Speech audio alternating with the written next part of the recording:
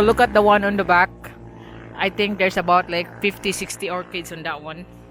All dendrobium. You got the dark purple, white, and purple and white. That's 5,000 pesos. But there's so many in there. You only have to transfer the stamp. So I was amazed looking at this plant. They call this here pink wheel. But look at the flowers of it. It's like a pink bone thing, and then the purple flowers is on the side.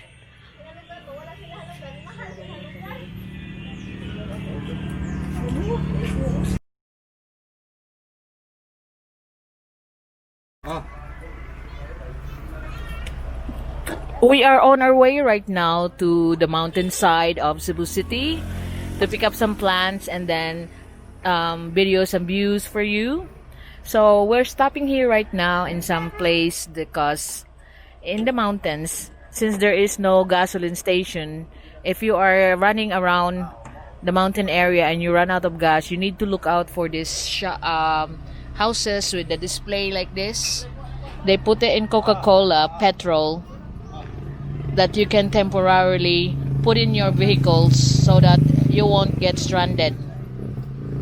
So I'm just sharing with you, especially those who's not been to the Philippines yet, that here, these are the styles. If you're in the mountain, you have to look out for houses or shops that have this kind of display, and that is the petrol that you can temporarily put in your vehicles. It is Sunday today, September 13. Me and the village people again will be going to the mountain and be sharing with you all the views that we have here in Cebu City and other stuff that you can see. Like, the main purpose of this trip usually is buying plants, getting orchids, and of course looking at the view. So we are now on Sirao, the start of Sirao. See, there's a nice house there.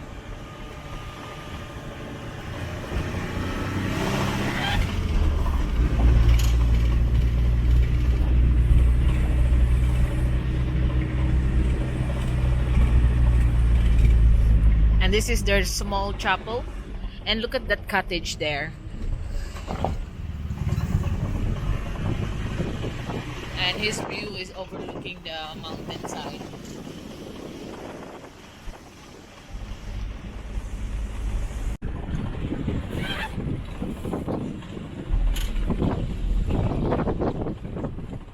So those are the mountains up ahead of the provinces of Cebu, like on the south, because that's where like Balamban, Toledo area.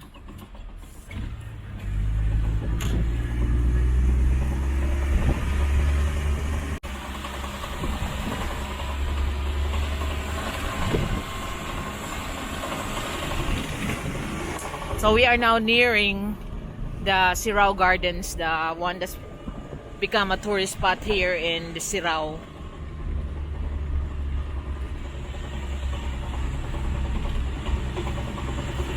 There you are, you can see it there.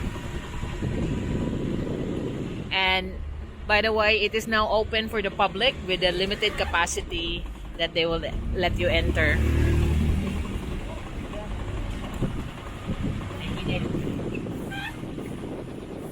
So there are also plants available here.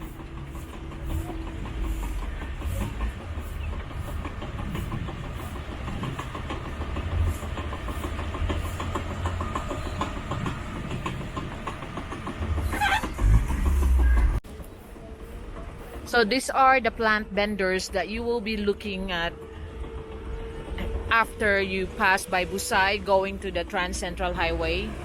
These are all for sale. Oh, that one, I really love that, but that's very expensive. So here are a lot of plant vendors, both sides of the road.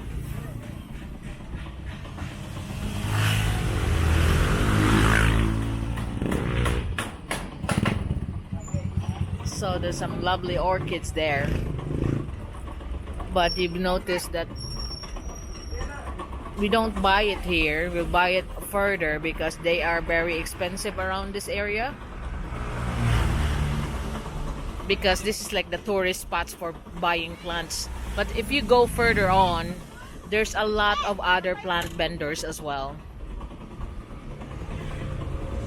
Go look at that. So today I'll be getting old bees orchids because he's keeping on to me about not getting him some.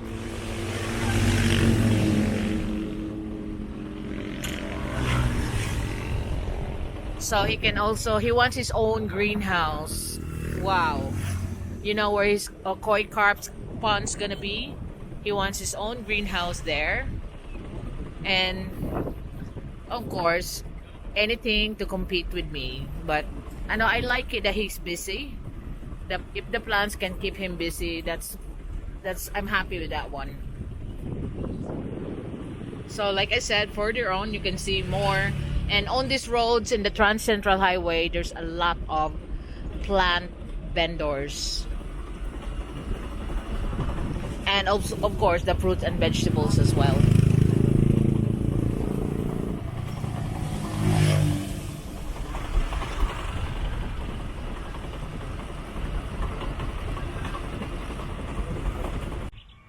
So these are the views that you can expect to see if you're here in the Trans Central Highway. I know I've shown this before, but I cannot stop admiring the views even though I live in one.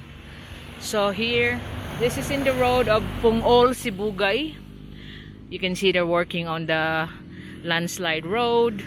But look at this amazing view. It is amazing. That's why I live in the place where I live, because it's very windy and you can almost smell the fresh air. Like, it's different from the city. Because I grew up in the city, I could really tell. And I love all these views like this. I'm sure a lot of you do so.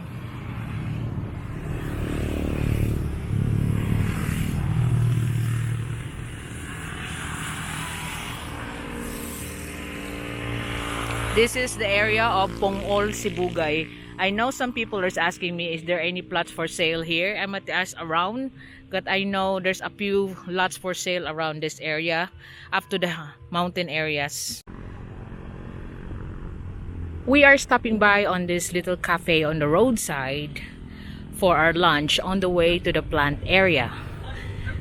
While waiting for our serving, I will take time to share with you the views around here.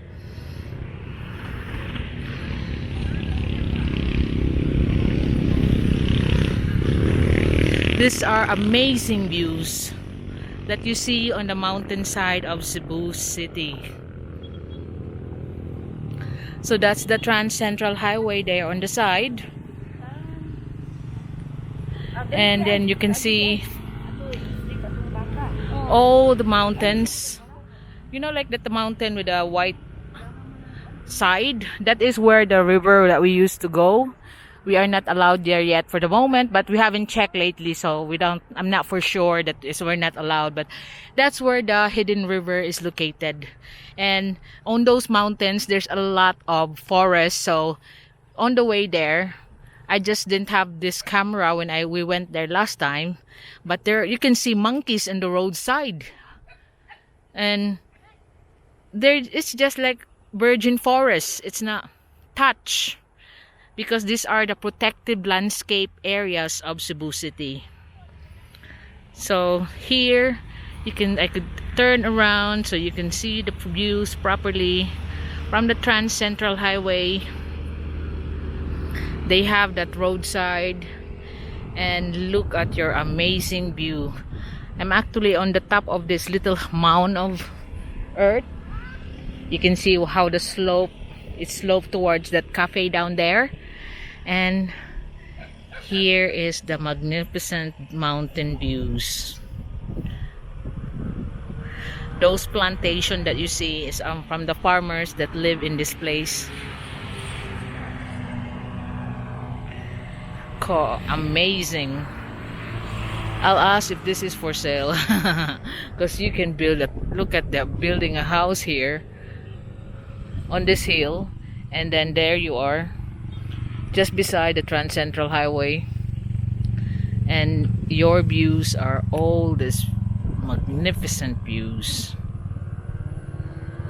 and you got all the internet, the water, and the electric ready.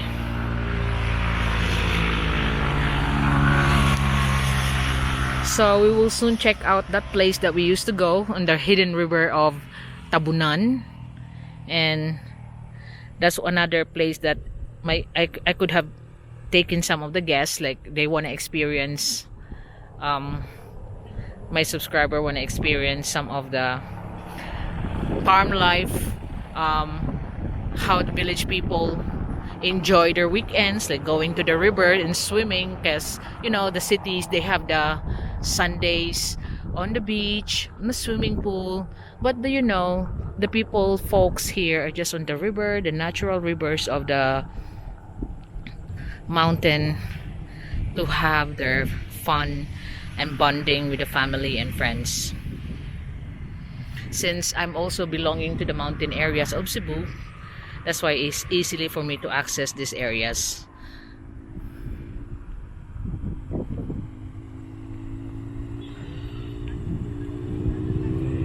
So for my place, it took about like 30 minutes to come here. Here in Barangay Tap-Tap,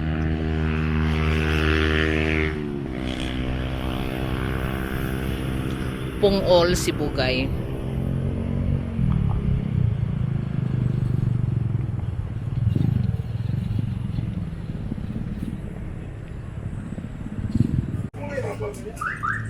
So on our way to the Balamban garden area, it's which we prefer because it got more choices and more cheaper plants. We're just stopping here in this cafe, a native cafe. We're about 7 of us. You can see Daloy, Junel. We're having sisig and those tiny pork and lumpia. But the best thing about this cafe is the view that they have here on the side.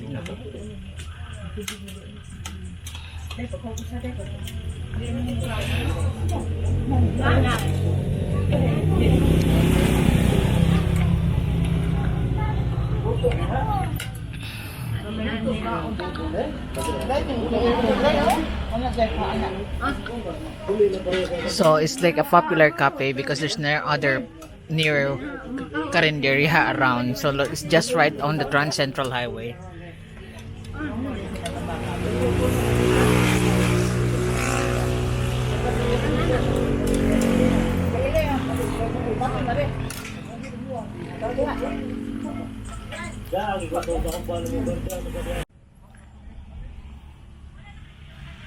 I was just told that the vast majority of the lands here, especially the one with very nice view, and even the ones across there, is owned by the Layson family of the late Governor Layson.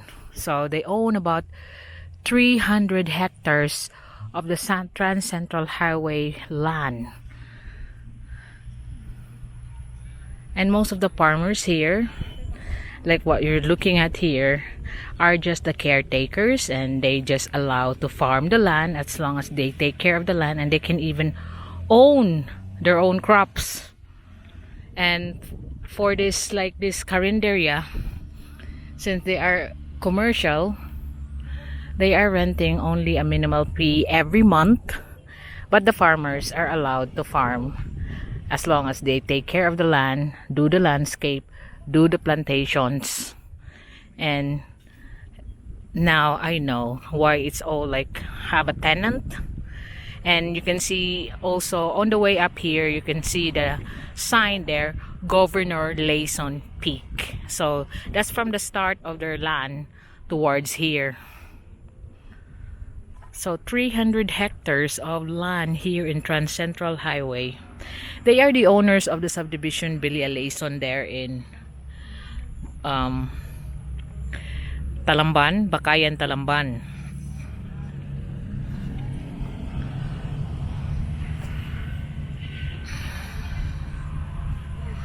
So the four ears of the Layson are the ones sharing all these lands here in the Trans Central Highway.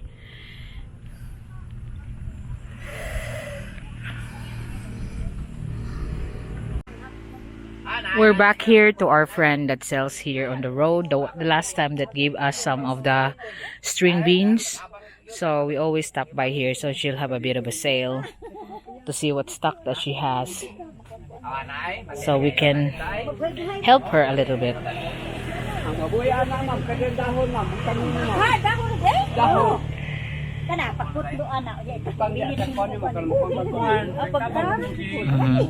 So she got a little bit new stocks, but not a lot.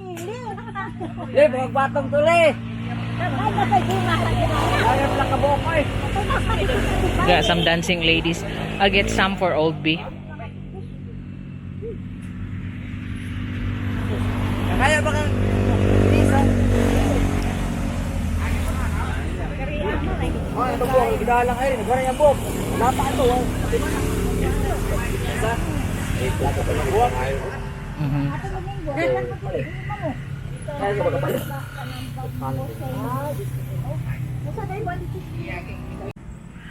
We are now in Barangay Gaas, part of Tabunan. So you know where the place that we've been through before, that it's always full of fog.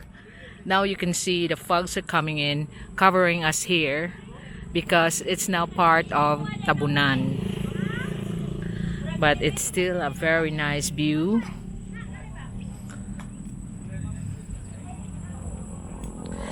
We are on our way, still on our quest of all the different plant vendors here. So I could add up to the collection of Old B as well. He's now interested to have his own greenhouse, but he's just concentrating on orchids. So I got him a few orchids. And here we are. We're just near the highway of Barangay Gaas. And that's the across one.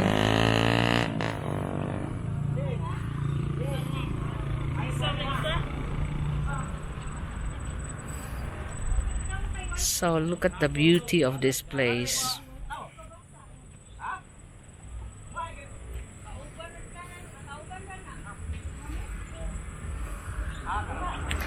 I really love all these views like this, don't you? And another thing that I want to talk about, because you know that my channel don't ask donations, don't have Patreon, don't have membership. But Old B had a brilliant idea that why don't you have handicrafts? Because I want to help people, but I don't want to keep on giving it to them. I want to teach them how to fish. So like handicrafts that they can create out of the natural materials around our place, around the mountains. And then I will just promote it on my channel. And all that sales directly to them. So I could give some of the farmers who are waiting for their crops to grow something to live on, like at least a little bit of income that's coming their way. Like when Old Beef built his koi carp pond, we will have a garden center area that the people in the mountains can plant and then display it there. You know, so what do you think of this idea that I'll be having handicrafts and then try to sell it on in my channel to promote the handicrafts of the village people of the Philippines, like the village where we are. And we will be mentioning you if you buy, and then who is the maker of those handicrafts. So you are actually helping people to fish, not just give them fish, but to fish, to actually earn a living from their own effort. That means that they can be proud that they're not just having handouts, but they are earning it through their own effort.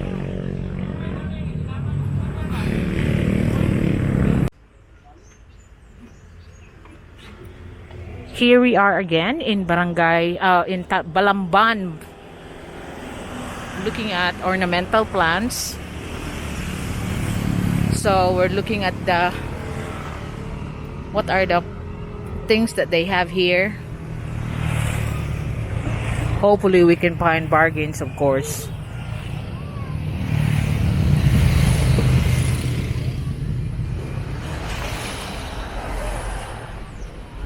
we got a purple one that I bought last time. And these are the orchids here.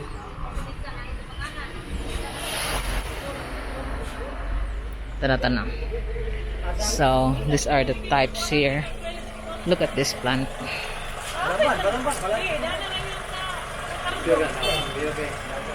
Bila ni ma'am? Mahal nyo na ma'am, 2.5. Lagi, nindot. So that one. O sa ingan, ani? Asa? This is called Medillenia. That's 2,500 pesos for the whole plant. That's the pot.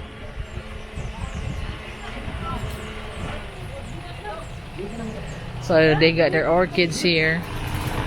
But I already got a couple for Old B. That's enough. Because I think this is very dear. I got a couple stokes.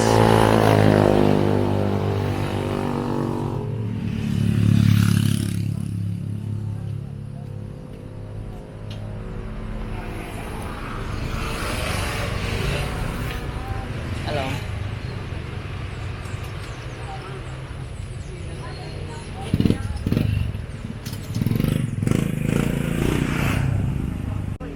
So we're looking at here this lady. She is breeding this unsingan ga ana black majestic kind of algobias, and she's placing it here in like a little cave that they won't have direct sunlight. So you can tell that it's really healthy what she has here, because look at this. Orchids din na siya? Dili. Mamuwak sa na siya. I was asking here, so what kind of plant they are? Dahon ko ani ma'am, yung ani katag ko. Basta kani siya ko mo. So it will, that's the adult, muna adult no? Oh, Kani adult of this little ones here. Oh ma'am, ingon ani. So it will be as big as this. Pila sa na yung baligyan mo ano ma'am? 1,000. Tulo 1,000? So 3 for 1,000 pesos. Ang dagko na ingon ani, how much? Kana 1,500 for the big ones. Pareha ra ba yan nando ha? Pagdili na po baligya mo. Imo ng breeding. Orange cardinal na. Orange cardinal is this one. So this is her breeding area where she is taking the baby plants to sell. So those big ones like that is 3 for 1,000 for that one. Nakadako ana. Ayun ani ang dahon anak na. So this is how it's gonna look like when it's fully grown.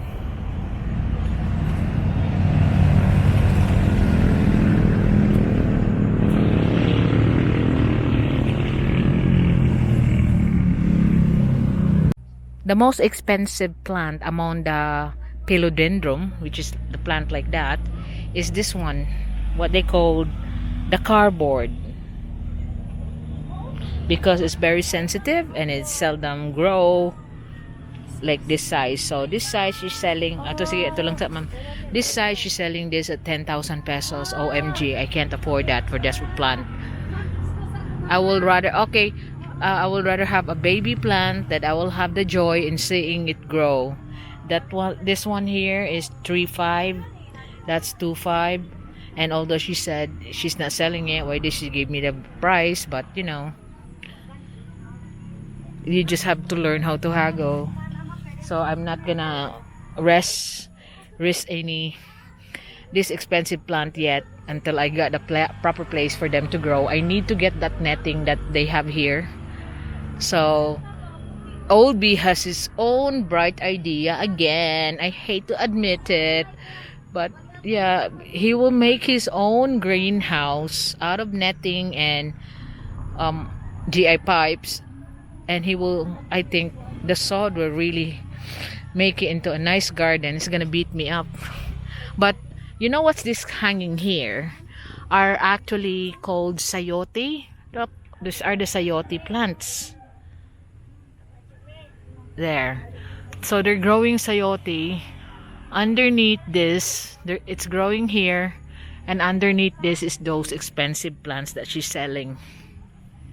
Like sayote here in the farmers are 10 pesos each, 10 to 15 pesos. 10 pesos is like this The big ones are the 15 pesos each are the buying ones. Because someone asked me what's the buying price for tomatoes and sayote, which is this one.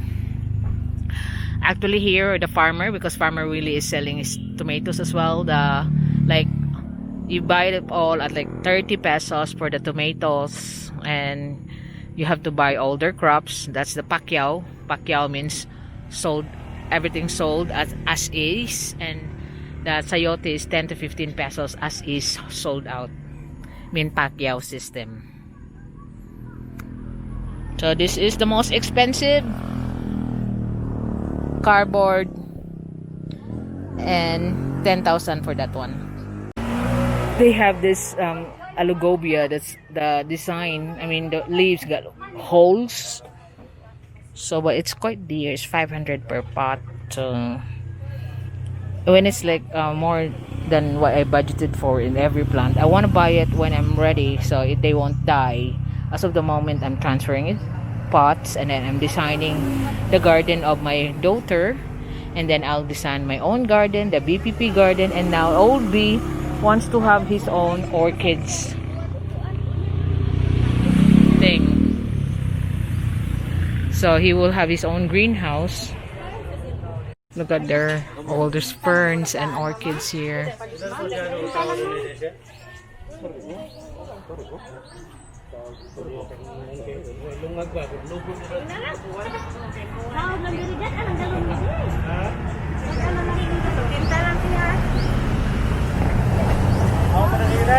So you need to haggle it here. We have this alugobia that looks like a snake.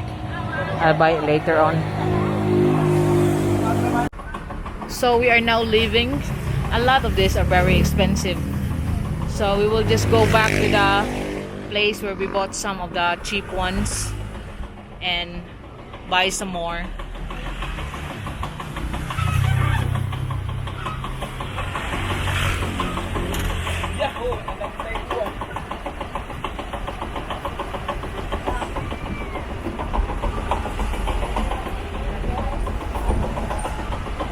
So you can see the fog there, the rain's coming up here now.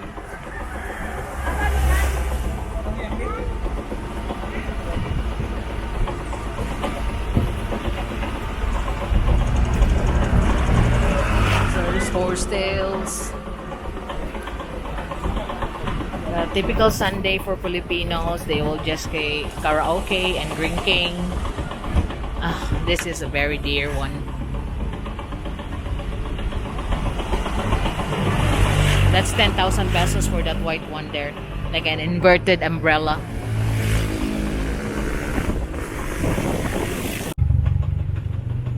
So we are now leaving the Balamban Gaas area. We're back to the Tap-Tap, Barangay Tap-Tap, Cantipla.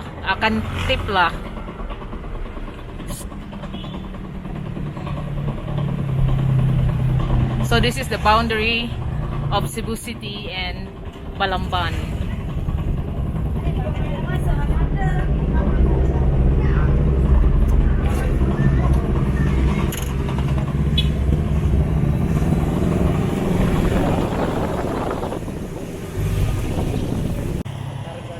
I'm looking at here at the orchid place that we passed by, but actually they are selling it by the stump. The stump is 3,800, for you can see it's got a lot of orchids growing on that stump. Although they do have some of the potted ones, but they do have a lot of this already on the stumps. Like that. That's 3,800 for the stumps. And he got some bandas. Pilang banda mo dong? Ha? 350? So the bandas are 350.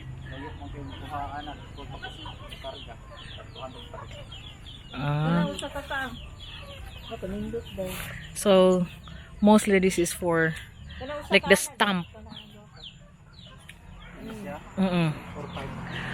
4,500 they are, but you can do the whole stump is 4,500. May pang whole boat lagi, di ko ba?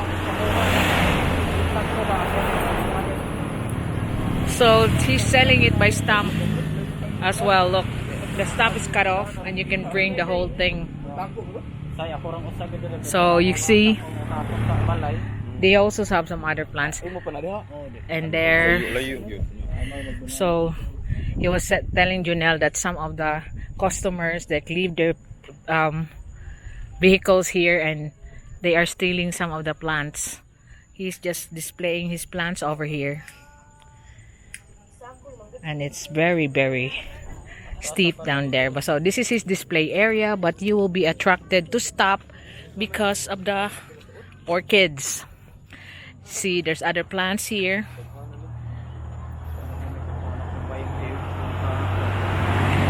So he's selling it by stump. Ha? Lagi? 4-5 dug no? 4,500. Kana. 4,500. Aw kana. Oh.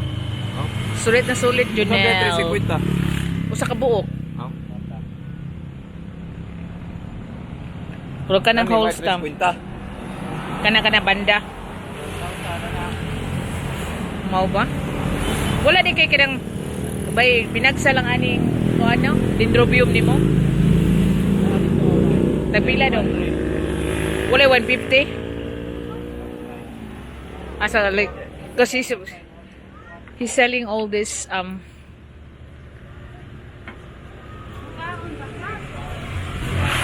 by stump. So I think when Old B is ready, I could buy the stump for him. But as of the moment that I'm just propagating it for him, this is a combination of dendrobiums and banda on the back.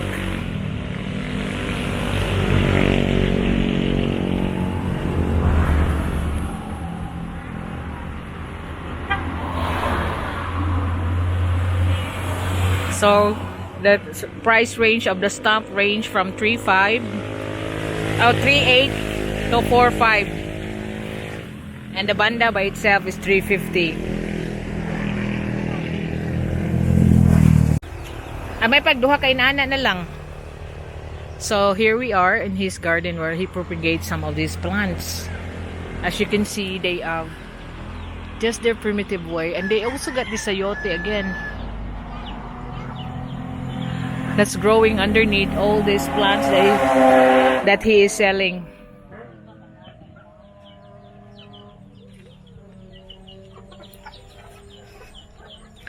So he got his orchid plant. So he is selling it by the stump. Like 3.8 to 4.5.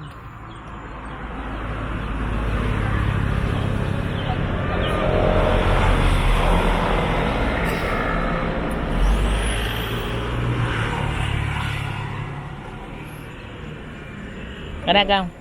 Okay. Kana matubo na kana. Iso lang ipat. Unsa? Pwede na siya buakon. So I was buying one of each one of this with purple, although I do have it, but it's for Old B's collection. The most expensive ones he had here is this one. This one on the back. There's a lot of orchids on this stump. That's 5,000 pesos. But look at the effect. There's so many orchids on that stump.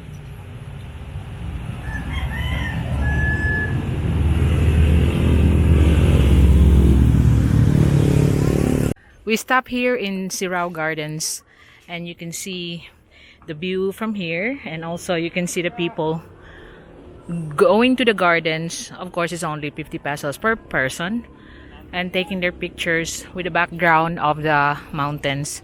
You can see they're gonna be extending here in one side, but look, these are the usual postings that you will see in Facebook. But I know I got this view in my house, but I still love it. On the other side of my house is all just mountains, and on the front in my balcony it's all city.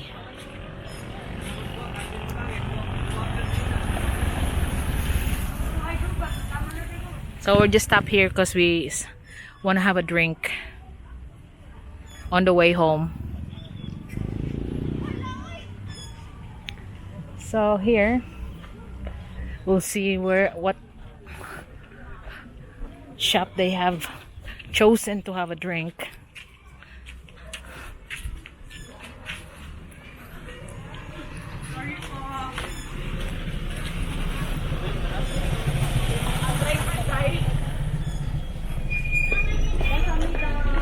So this is the Little Amsterdam, open from 8 to 5 again, but you gotta have to have face mask when you enter. It's the same fee, and all the merchandisings here, the merchants have started to come back.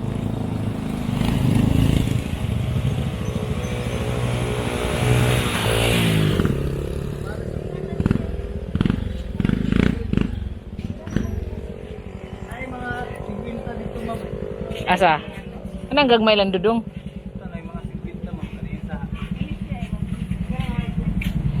So we're trying to look at the plants available here, the cheap ones. Ay, kani mga ilang.